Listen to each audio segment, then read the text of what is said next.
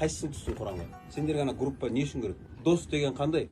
Сенің қателігіңді бетіңе айтса, мына дос. Ол сенің түріңнен сенде проблема бар екенін білсе, ол дос. А сені мақтап жүргендер, ол сенен просто бір бәлені өндірейін деп жүрген адам. А біз енді доспыз да, вроде ақырет үшін деп ұрып жүріп қой. Неге сол группада бір-бірімізді, неге Құран оқи алмаймыз деп бір-бірімізді неге қайрамаймыз? Неге ұрыспаймыз? Сен оқи аласың ба, сен оқи аласың ба? Өткенде бәрі бірге отырып Құран оқимыз деген.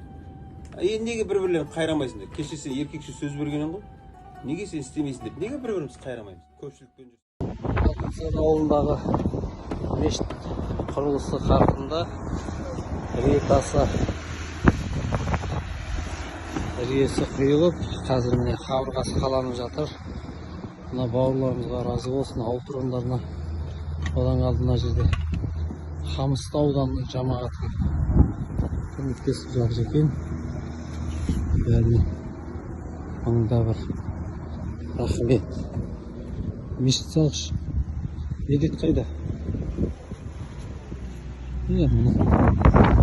Мешіт салғыш медет Хазірет, Құдай қаласа 3-ші мешітті осы ауылда салмақ, Алла күш қуат берсін.